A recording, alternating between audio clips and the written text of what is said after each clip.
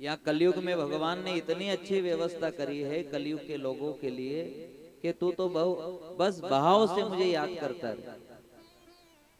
तेरा जो भी व्यापार है व्यापार कर, खेती बाड़ी वाला है तो खेती बाड़ी कर, लेकिन बस मुझे भूल मत, मुझे याद करता रहे, बस याद करता रहे।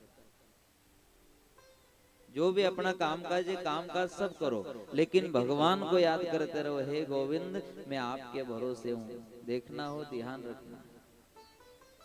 क्यों? क्योंकि लग 84 योनि से आपके भरोसे था और अब ये कंचन काया मिली है, अब भी मैं तेरे ही भरोसे हूँ। ऐसी कृपा करना, ऐसी कृपा करना कि संसार चक्र से सदा सदा के लिए छूट जाऊं, तेरा और मेरा मिलन हो जाए, ऐसी कृपा मेरे ऊपर कर। और भगवान कहते हैं कि जो संसार में रहने वाला व्यक्ति मुझे भाव से याद करता है, भाव से, हृदय की गहराइयों से याद करता है, तो मैं उसके जन्म जन्मांतर के पाप नष्ट कर देता हूं और सदा सदा के लिए मेरे साथ ले जाता हूं। लेकिन बस मुझे याद भाव से करना। भावना में भाव नहीं तो भावना बेकार है, और भावना में भाव है तो भाव से बेड़ा पार है। यहाँ भाव होना बहुत जरूरी है।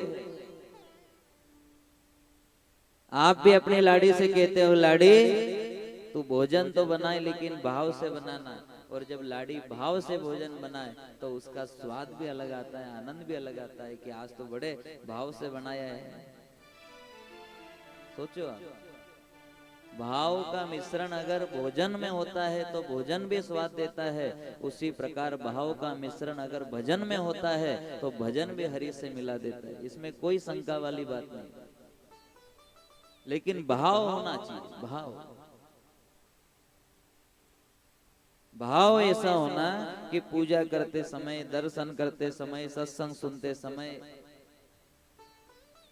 हरि को समर्पण हो जाओ, पूरी तरह से हरि के बन जाओ। हे गोविंद मैं आपका हूं, आप मेरे हो, मेरा ध्यान रखना।